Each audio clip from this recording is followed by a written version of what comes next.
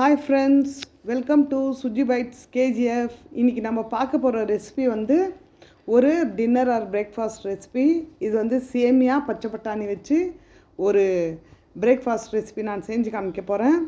இது வந்து கடைசி வரைக்கும் பாருங்கள். இது வந்து எப்போவுமே ஒரே மாதிரி சேமியா கிச்சடி சேமியா உப்புமா இந்த மாதிரி செய்யாமல் இந்த மாதிரி ஒரு மசாலா யூஸ் பண்ணி நீங்கள் இது செய்யும்போது அவ்வளோ அட்டகாசமாக இருக்கும். கண்டிப்பாக இது லஞ்ச் பாக்ஸ் ஸ்பெஷல்னு கூட சொல்லலாம்.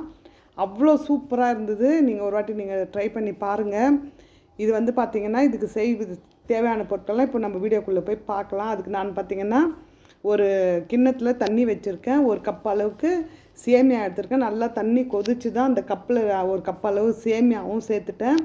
இது வந்து பார்த்திங்கன்னா தனியாக வேக வைக்க வேண்டாம். இந்த சேமியாலேயே ஒரு கப்பு சின்ன கப் அளவுக்கு பச்சை பட்டாணியும் சேர்த்துக்கினா அதுவும் அதிலே வெந்துடும். ஒரு சிட்டிகை உப்பு, ஒரு டீஸ்பூன் எண்ணெய் சேர்த்துட்டு ஒரு கொதி, ரொம்ப வேக விடக்கூடாது, குழஞ்சிடும் சேமியா. ஒரு ஆஃப் குக்கானால் போதும், ஒரு 50% குக்கானால் போதும். வீடியோ வந்து கடைசி வரைக்கும் பாருங்கள். ஒரு லைக், ஒரு கமெண்ட் போடுங்க. இந்த மாதிரி ஒரு வாட்டி நீங்கள் ட்ரை பண்ணி பாருங்கள், சூப்பராக இருக்கும். இது வந்து போதும் இந்த அளவுக்கு. வேறு வடித்தட்டில் நான் இருத்துட்டு பாருங்கள். அந்த சூடெல்லாம் கொஞ்சம் கம்மியாகணும், இல்லாட்டி குழன்னு ஆகிடும். நல்ல ஒரு சில்லுன்னு தண்ணியாக ஒரு நல்லா அது மேலே வந்து நான் ஊற்றி விட்டுருக்கேன். அவ்வளோ தான். இது கொஞ்சம் பாருங்கள் எவ்வளோ உதிரியாக இருக்குது. இது கொஞ்சம் இருக்கட்டும், கொஞ்சம் கம்ப்ளீட்டாக ஆறட்டும், சைடில் வைக்கலாம். அதுக்குள்ளே நம்ம வந்து நெக்ஸ்ட் ஸ்டெப் என்னன்னு பார்க்கலாம். ஒரு கடாய் வச்சு நான் வந்து ஒரு 2 டேபிள் ஸ்பூன் எண்ணெய் விட்டுருக்கேன். கூடவே பார்த்திங்கன்னா ஒரு டேபிள் ஸ்பூன் அளவுக்கு நெய் சேர்த்துக்கலாம். தாளிப்பதற்கு பார்த்திங்கன்னா கடுகு, ஜீரகம், கடலைப்பருப்பு, உளுந்தப்பருப்பு சேர்த்துன்னு இருக்கேன். கொஞ்சம் பொன்னிறமாக வதங்கட்டும். கூடவே பார்த்திங்கன்னா கொஞ்சம் கருவேப்பிலை, ஒரு 2 வெங்காயம் வந்து நல்லா உப்புமாவுக்கெல்லாம் கட் பண்ணுவோம் இல்லைங்களா, அந்த மாதிரி நீல வாக்கில் கட் பண்ணி வச்சுருக்கேன். நல்லா இது கொஞ்சம் நல்லா கண்ணாடி பதம் வர வரைக்கும் வதங்கட்டும்.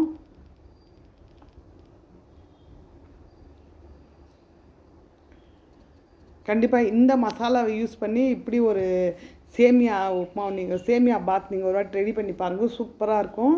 இது பார்த்திங்கன்னா அதுக்குள்ளே நம்ம ஒரு மசாலா ஒன்று ரெடி பண்ணலாம். இதுக்கு ஒரு மிக்சர் ஜாரில் ஒரு துண்டு இஞ்சி, உங்களுக்கு காரத்துக்கு ஏற்ப பச்சை மிளகா சேர்த்துன்னு இருக்கேன் நான்.